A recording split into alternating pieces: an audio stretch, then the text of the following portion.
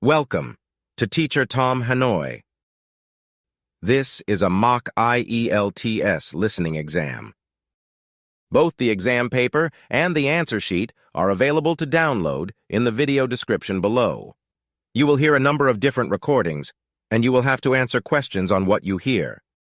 There will be time for you to read the instructions and questions, and you will have a chance to check your work.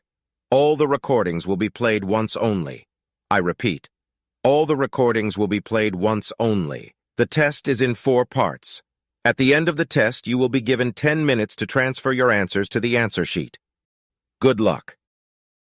Now turn to Part 1. Part 1. You will hear a man asking for information about language classes over the phone.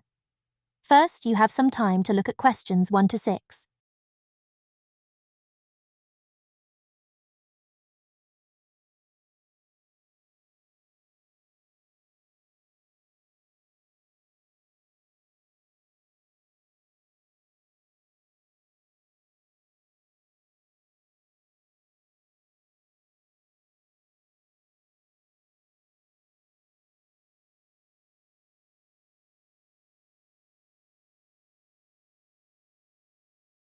Now, listen carefully and answer questions 1 to 6. Good morning, Globetrotters Language School. How may I help you? Yes, I was wondering if you could give me some information on language classes. Certainly. What language are you interested in studying? Well, that's the thing. I'm interested in learning Japanese, but I'd also like to improve my Chinese. I don't know which to study right now. Maybe the class schedule will help you decide. Did you want to study in the morning, afternoon, or evening? I work in the evenings, so mornings or afternoons would be best. Then that decides it for you. We offer an advanced Chinese class, but it meets on Wednesday and Friday evenings. I couldn't do that. When do the Japanese classes meet? We have beginning Japanese on Tuesday and Thursday mornings. No, wait, that's intermediate Japanese. Which level do you want? Advanced? No, beginning. Definitely. I know some Chinese and some French, but I'm a real beginner with Japanese. Well then, are you free Monday, Wednesday and Friday mornings? That's when the beginning Japanese classes meet. We also have intermediate French on Friday mornings. I could do those mornings, but I'd prefer afternoon. Don't you have anything in the afternoon? We have intermediate Japanese class on Wednesday and Friday afternoons. I really need a beginner class, so I'll take the morning Japanese class. Could you give me an idea of the cost? What would be the tuition for the Japanese class? The beginning level classes meet 3 times a week, so they cost a bit more than the other levels. For a 6-week course, the cost would be $575. That's a bit steep. If it's hard for you to pay that much, you could sign up for just 4 weeks of class and pay $410, or you could pay for 1 week at a time at $125 a week. That comes out to be much more expensive once you add up all the weeks. That's true. You can save money by registering for 2 levels together. For example, pay for your beginning and intermediate classes now, and you'll get 12 weeks of class for just $1,050. That's not a bad deal, but I can't come up with that much money at once. I'll just pay for the 6-week course. Fine. That class begins next week, so you need to register right away. Before you hear the next part of the conversation, you have some time to look at questions 7 to 10.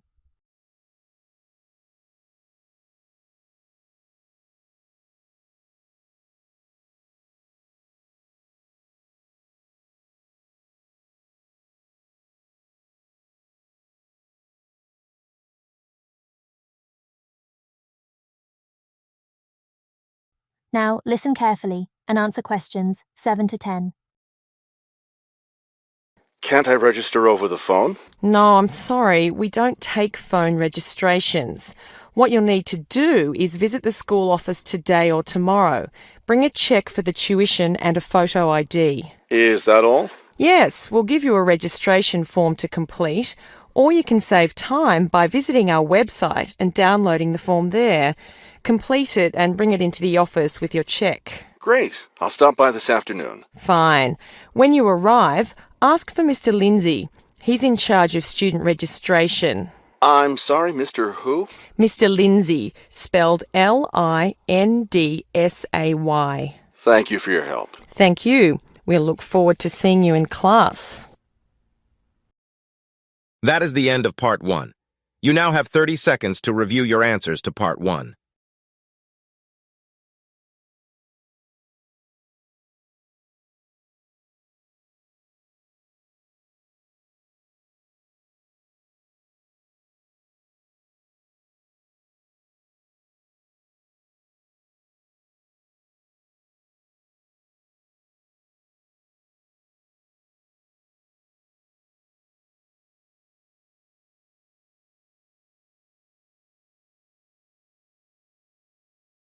Now turn to Part 2. Part 2. You will hear a tour guide giving information about a shopping district.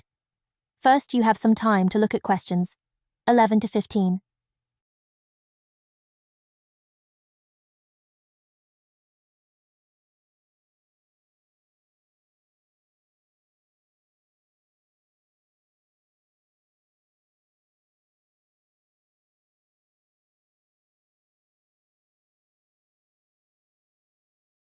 Now listen carefully and answer questions 11 to 15. This afternoon, we'll visit the city's shopping district. Several blocks in the area are closed to car traffic, and I know you'll enjoy walking around there. I'd like to give you an overview of the district now, since you'll be on your own once we get there. You'll see on this map here that the shopping district consists of two streets, Pear Street, which runs north and south, and Cherry Street, which crosses Pear Street right here. Let's start our tour here on Pear Street, where the star is. This star marks the Harbor View bookstore. It's very popular among locals as well as tourists. You can buy a range of books of local interest, as well as a variety of magazines and newspapers. It's directly across the street from the city library, which is also worth a visit. It's in one of the oldest buildings in the city and contains, among other things, an interesting collection of rare books. Now, moving up Pear from the bookstore toward Cherry, the next building on the left is the Pear Cafe. You'll notice it's right on the corner of Pear and Cherry Streets. It's a great place to relax while enjoying a delicious cup of coffee or tea. You can talk with friends or read quietly. They have a variety of books and magazines available. From the windows of the cafe, you can look right across Cherry Street for a lovely view of city gardens. It's a rather small garden, but it contains a variety of exotic plants and flowers. Let's leave the cafe and cross Pear Street. On the opposite corner, we're at Caldwell's clothing store, which you might also want to visit. They sell both men's and women's fashions from countries around the world. Continuing down Cherry Street, the next building on the right after Caldwell's is the souvenir shop. Stop in here to get maps and books about the local area, as well as t-shirts and postcards with pictures of the city. Now, we cross Cherry Street and we're at the Art Gallery, one building down from the corner. Here you can see, and of course purchase, many fine paintings and sculptures by local artists. Let's keep going down Cherry Street toward the harbor. On the left, right after the gallery, is Harbor Park. It's a lovely place, and it's certainly worth spending some time there.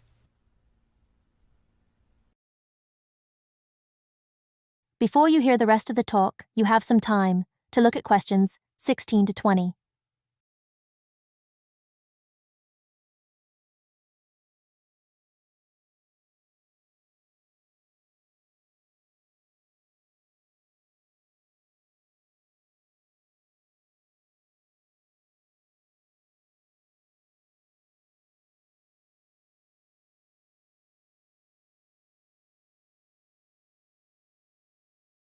Now listen carefully and answer questions 16 to 20. Harbor Park was built on land donated to the city by Captain Jones, a lifelong resident of this city. Captain Jones designed the park himself, and it was built in 1876. Exactly in the center of the park, a statue of Captain Jones was erected, and it's still standing there today. It shows Captain Jones on the bow of his ship. After viewing the statue, you can follow the path that goes through the woods just behind.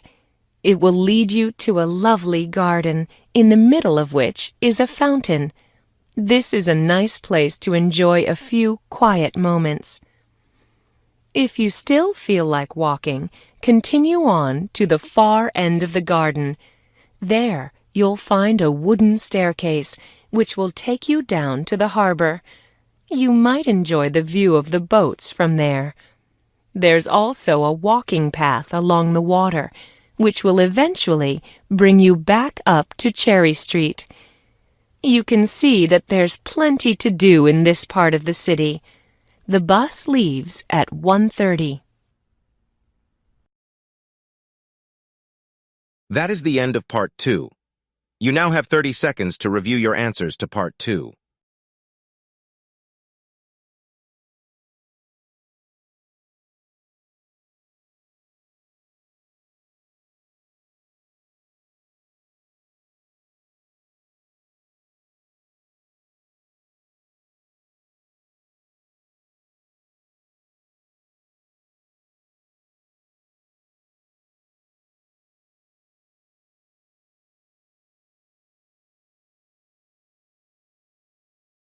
Now turn to Part 3.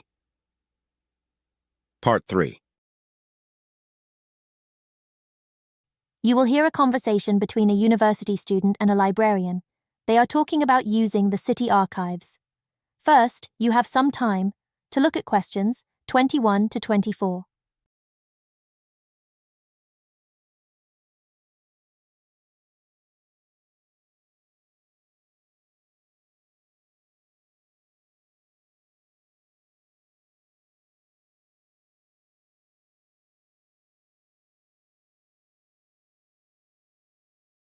Now, listen carefully and answer questions 21 to 24. Hello. I was wondering if you could give me some information about using the archives? I'd be happy to. Are you a resident of the city?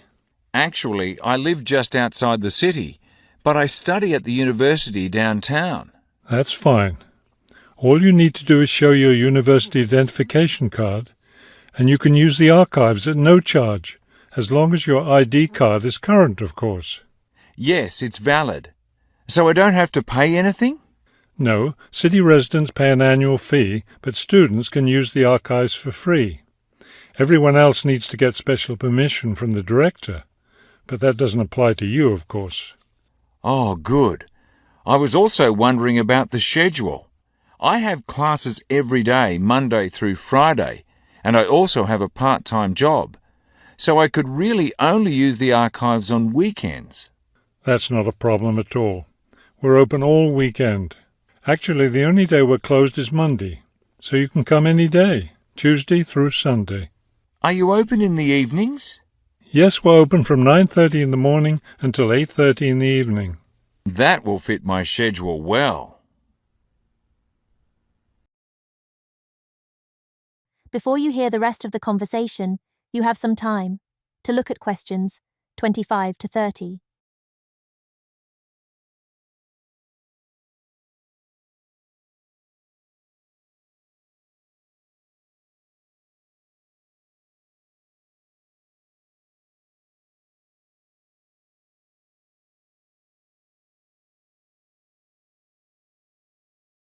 Now, listen carefully and answer questions 25 to 30. Is there something else I can help you with? Yes. One thing I'll be needing to see for one of my class projects is old photographs. Do you have photographs of the city in the 19th century that I could look at? Yes, we store all the photographs in the basement. Those stairs over there will take you down to the photography collection. Just tell the librarian there what you're interested in, and he'll help you. Those would be 19th century photographs?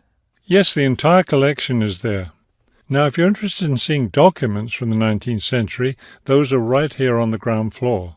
I would like to see some of those documents. Does that collection include newspapers too? No, all the newspapers from the earliest ones in the 18th century up to the current time are on the second floor. Here, let me just give you this map of the archives, and you'll be able to find whatever it is you need. Thank you. Oh, I see you have a whole room devoted to maps. Yes, on the third floor. That's great, because one thing I need to do is look at how the city has developed over time. I'm sure you'll find a lot of helpful information there. Of course, some of the maps are several centuries old, so generally visitors are only allowed to see photographic reproductions of them. That shouldn't be a problem. What's this on the fourth floor? Ogden's Woolen Mill. As I'm sure you know, Ogden's Woolen Mill was the major entity responsible for the growth of this city in the 19th century. The Ogden heirs gave money for the archives to devote an entire floor to information about the history of the mill. Will I be able to find information about the Ogden family there? Photographs, personal papers, things like that? Probably the family photographs are stored downstairs in the photography collection. The personal papers would be on the fifth floor, where we keep all the personal papers of famous residents of our city. Thank you so much for your help. I'll be able to do a lot of my research here. That is the end of Part 3. You now have 30 seconds to review your answers to Part 3.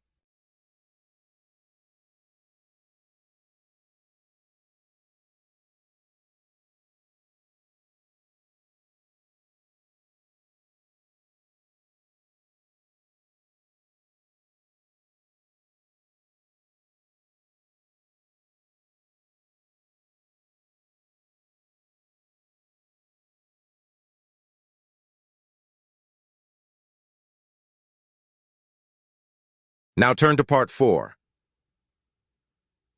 Part 4. You will hear a lecture about wind energy. First, you have some time to look at questions 31 to 36.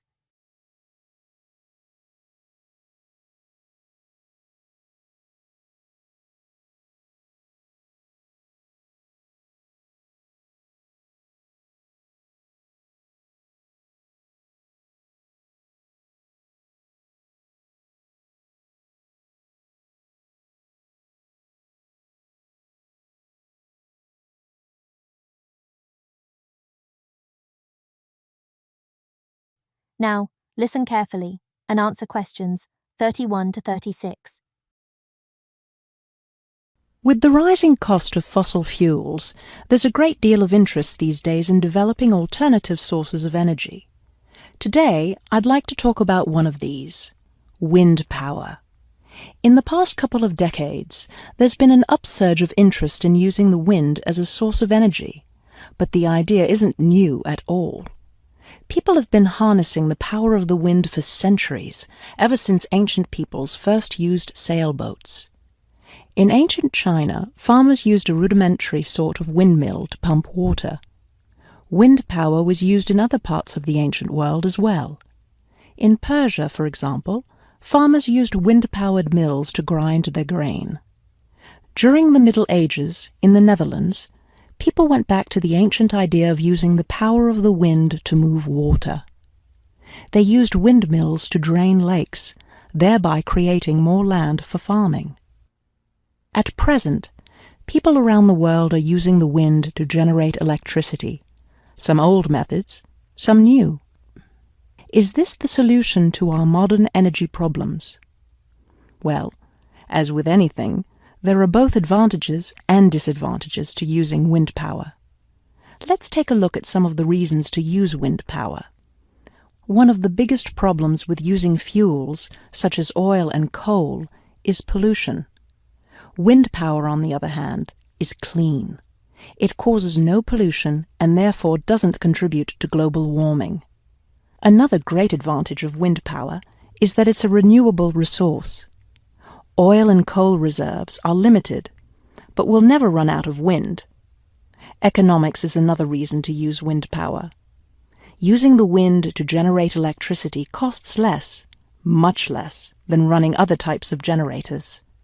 In addition, since wind turbines don't take up much land, the land around them can be used for other purposes, such as farming.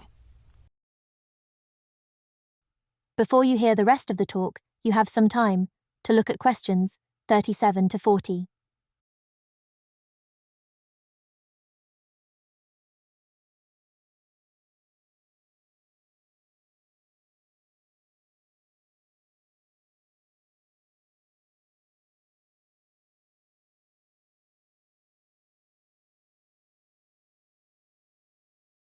Now listen carefully and answer questions 37 to 40.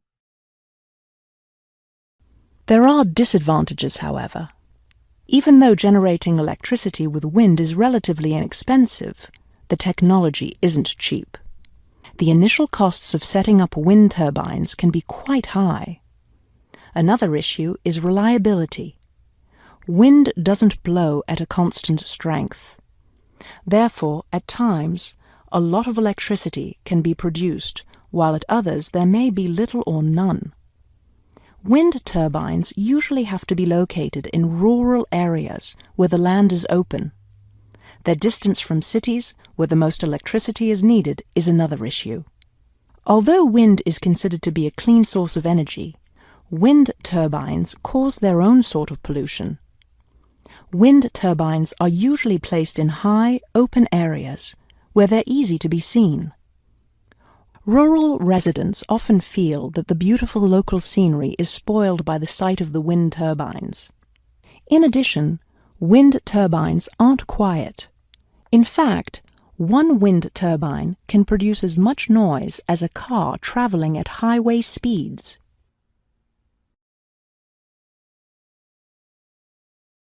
That is the end of Part 4.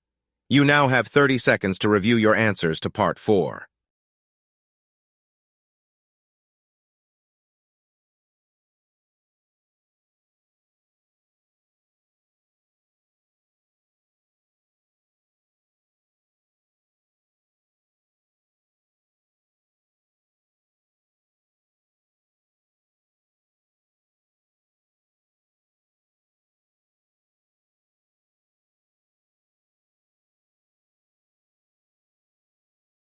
That is the end of the mock IELTS listening exam.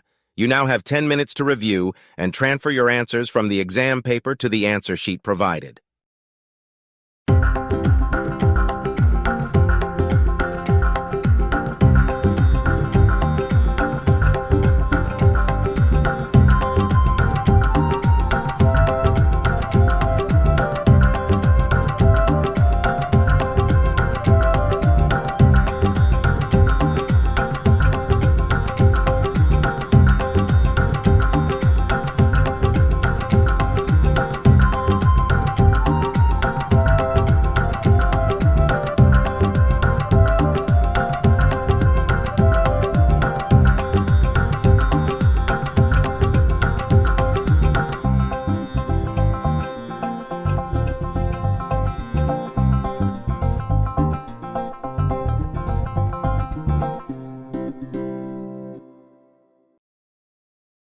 Thank you for your attention. Let us know in the comments what score you got. Also, please like and subscribe for more mock IELTS exams. Thank you, and see you in the next video.